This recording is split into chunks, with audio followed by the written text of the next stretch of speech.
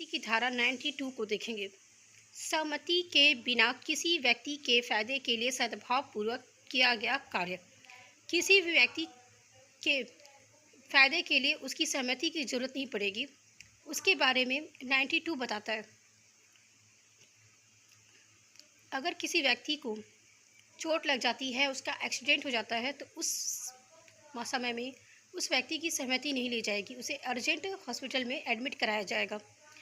कोई अभी बच्चा है और उसके किसी भी लीगल डॉक्यूमेंट्स के लिए या फिर उसे हॉस्पिटल ले जाने के लिए, उसके स्कूल के लिए उसकी सहमति की आवश्यकता नहीं पड़ेगी, उसके लिए सद्भावपूर्वक कार्य किया जाएगा उसके फ़ायदे के लिए।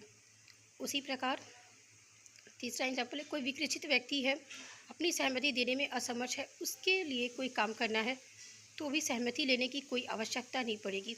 ये 92 बताता है। चलिए देखते हैं। कोई बात जो किसी व्यक्ति के फायदे के लिए सद्भावपूर्वक अज्ञापी उसकी सहमति के बिना की गई है, ऐसी किसी अपहानि के कारण जो उस बात से उस व्यक्ति के कृत हो जाए, अपराध नहीं है।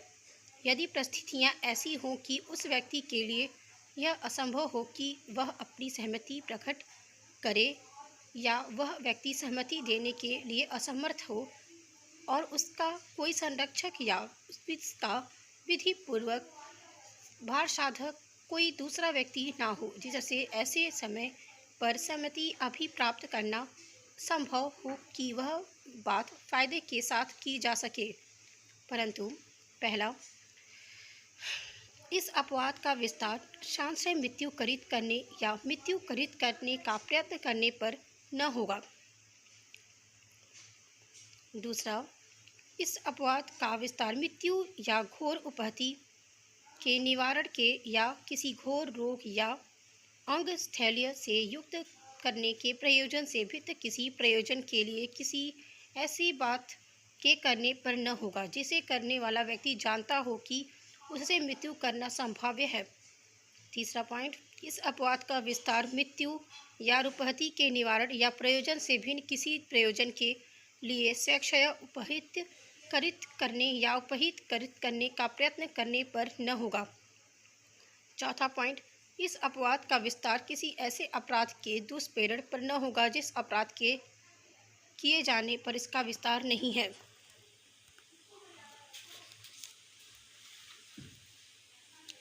दृष्टांत, क अपने घोड़े से गिर गया, मुक्त हो गया।